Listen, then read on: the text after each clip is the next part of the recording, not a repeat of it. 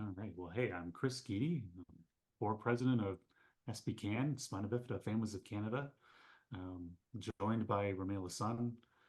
She's the VP of SBCAN. And we're joined with our special guests here from HopeAir today, Christina and Bavini. So we're going to learn a little bit more about HopeAir, where hope takes flight.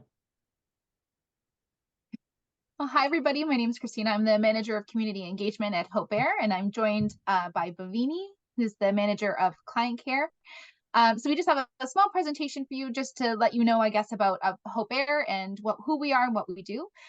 So let's just jump right in. So just a little bit about HopeAir. HopeAir is Canada's only national charity that provides air travel and accommodations for Canadians in financial need who must travel or who must access medical care far from home. So all of the travel arrangements that we provide are non-emergency travel, and that's support for families or individuals or children who have to travel long distances to healthcare. A lot of our patients are low income, spina bifida as well. We were founded in 1986, and we've supported over 180,000 travel arrangements for patients in need, including over 20,000 in Ontario. So our main goals, it's 3 pillars. First one is better health. As a result of timely access to appointments and a decreased need for emergency care and early treatment and diagnostics. So with all of that and our support, we can ensure that community members across the country are in better health. Our second pillar is reduce poverty. So for those living in remote and communities that are under financial strain and whose quality of care would suffer without our support. And third, being stronger communities. So we know that individuals who live in smaller, more remote communities would prefer to live in their communities than have to transfer and live in more urban centers just so that they can access healthcare. So we want to make sure that those smaller, more remote communities stay strong, and you can miss fewer work days and remain at home. So at HopeAir, we're not an airline, but we are a lifeline. We address the consequences of poverty and distance when accessing care. So I'll pass it over to my colleague Bavini, who will go through some of our programs.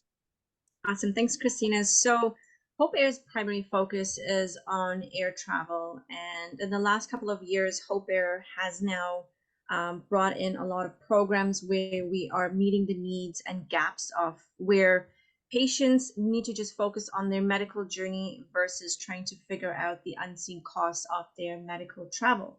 So we do that by, like Christina said, we've been providing flights since 1986, and we also do provide flights with our volunteer pilot program. It's a smaller program. So as you can see in the picture, that's one of our pilots, and that's his 4 to 6-seater plane. So we have a lot of pilots who have a lot of experience flying. And so one of the criteria with this program is that the patient just needs to be mobile enough to climb into the plane. As you can see, some of these little planes don't have stairs, so they just need to be a little bit mobile to scoot into the plane. And the second criteria is that the patient doesn't require medical equipment on the flight, as these are smaller planes. They don't have capacity to accommodate patients with that sort of service. The second program that we do offer is the ground transportation. So here in Toronto, we have a partnership with Beck Taxi, and we also have a partnership with Uber Rides, and we have Uber Rides wherever Uber Rides is available across the country. Then we go to the accommodation or the hotels. So in Toronto, we have a partnership with the Chelsea Hotel. And together with the Chelsea Hotel, we do provide 2 meal vouchers that can be used in-house. Now, we do understand sometimes hotels do, especially like the Chelsea, they do book up very quickly. So we are able to book hotels that are close to the treatment center, or they might be a teeny tiny bit away from the city, just depending on availability. With those hotels, we're able to provide an Uber Eats voucher. So with all our programs, the patient and or social worker do receive emails about how to use Uber Rides, how to use Uber Eats, They get emails about their flights, and they get emails about their accommodation as well. Okay.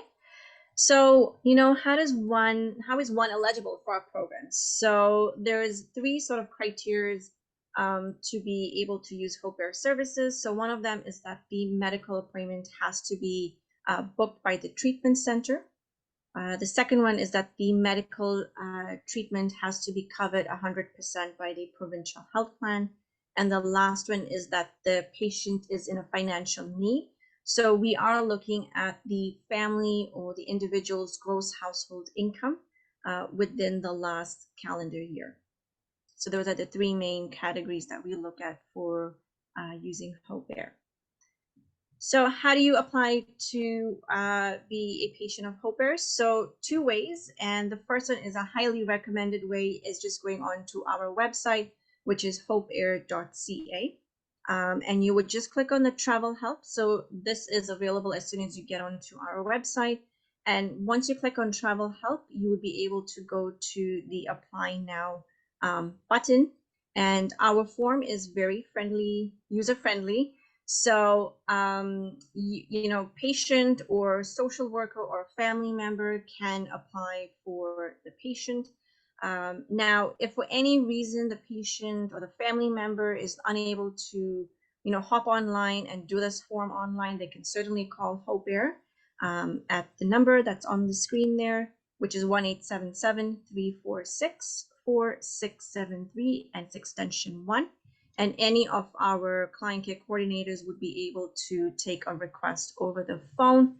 If there's any inquiry or questions or any concerns you have about HopeAir, you can certainly email those to us at mail@hopeair.ca. So typically a request, once we receive a request, it takes within 1 to 2 business days for the request to be approved. Once this is approved, if we don't have an appointment letter or an email confirmation of the appointment, we will call the doctor's office to get a verbal confirmation. Now, we don't need to speak to the doctor. We would just speak to a receptionist or the medical assistant to get that confirmation. Once we have that confirmed, the next step for us is then to go ahead and book the flights and the rest of the travel for the patient. So again, like I said, they will get an email with those details. I think that's it. Christina, did I miss anything? You can jump in, but that is typically what the request takes. It takes between 1 to 2 business days. Now, we do typically ask for a 2 weeks notice. Just as I explained, it is a process to get your flights and your hotels and your Uber rides and Uber Eats. However, we are aware that the healthcare system is changing and that appointments, they've been told, you need to be there within the next 3 days or the next 4 days. We're able to work with that short notice. It's just that we need all this information so that we can have, the patient has a smoother process to get all the information that they need. And I will now pass it back to Christina. Perfect. And yeah, so like I mentioned before, we are disease agnostic. So we don't support, or we support patients of all diseases, including spina bifida, but also including, cancer, diabetes, neuromuscular disorders, anything and everything, so long as it is covered by your provincial health plan. And we support patients of any age, any gender, male, female, senior or child. So if you know anybody that has any other diseases, or yourself or friends or family that could use our support, please share this information with them. And lastly, I just wanted to share our contact information. So I'm Christina, I'm the manager of community engagement, and Bhavini is my colleague here below. Is the manager of client care. And so if you have any questions regarding our services or inquiries about our programs, Bhavini would probably be the best person to start with. But if you have any questions about sharing our information or wanting to share it with your communities, or you need resources or materials, I would be happy to help. Do you guys have any questions for us, Chris and Amila? Well, thank you guys so much for being here and answering all these questions. What a great presentation, and what a wonderful thing you guys do for the community. I just had a question about pregnancy and flights, because we do get pregnant mums that need to come in for surgery, and then after surgery, some of them go home. And I know usually flights, they've got some strict guidelines sometimes with how pregnant someone can be to hop on a flight. How do you guys get around those kind of regulations, or is there any extra documentation we need or anything like that? So we would have to go with the airline's guideline, unfortunately. So if they have paperwork and it does say that, mom is, fit to fly, then we will take that. So we will need a copy of that letter. And then we would just put in a request, and then we would book the flights for mom to travel. So those documents, I would say, is very important to have, because they would need to show that when they get to the airport. Okay, wonderful. So it's a fit to fly document, and we would give it to you guys, and you guys would give it to the airline? No, so we would keep a copy, but mom would have to give that letter to the airline when they check in. I see. Okay, perfect. So wonderful. Chris, did you have other questions? I had one question. So some of our families come with quite a bit of stuff, we'll say. Some that may involve like a wheelchair, and I know some kids will just literally get carried onto one of your aircraft. They'll strap it on the mom's shoulder and away they go. But sometimes they have some extra baggage and stuff like that. Do you see any concerns about, if you're on a small plane coming into, say, Toronto City Centre Airport or anything like that? Is there any concerns or limits on what can be brought onto those planes? Yeah, so I would typically not put a patient like them on a smaller plane, obviously, because there's no room, and if there's emergency, right, you need to be mobile enough for the volunteer pilot program. But for a commercial flight, we can put in as many notes as we need to. Let's say the patient cannot do stairs, so they would put a ramp. If patient is unable to walk to their seat, or they can't physically get up from their wheelchair onto the plane seat, we can make those arrangements with the airline. It's just that you would have to let us know that there's those extra requirements needed for the patient. So we can definitely do that when it comes to wheelchair. That's great for our community to be able to coordinate, because that's honestly, it's been in the news lately about accessibility. Yes. And airlines. So it's great that you're there to really help for that. For sure. Yeah. And then I had a question about requirements. I know there were financial requirements. Can you expand a little bit more about the financial requirements to meet being able to access your service? Sure. So we're looking at the family's gross household income. So we're looking at if there's parents and there's children. So we're looking at if there's employment, or if they were on EI, child tax. We take that information so right now we're in 2023, we would be taking information for 2022. Now, we understand that does change, right? Maybe somebody doesn't work anymore like they used to, right? Or they have to take time off work, and that definitely changes the income, the gross household income. So we would take an estimate of 2023's income. So we would be able to take that information into consideration. Yeah.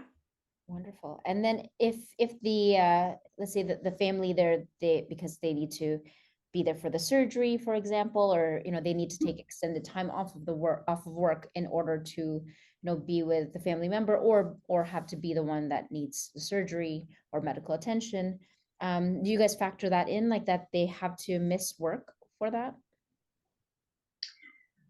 Yes. So if they've missed quite a lot of work from the time they got diagnosed to when they need to go for surgery, we would take that into consideration, because that does change their income for however many months that has been or will be. So that's why we take the estimate of 2023. I just want to go back. So when we talk about flights, we at HopeAir were only able to book patient and an adult escort who needs to be 19 and over.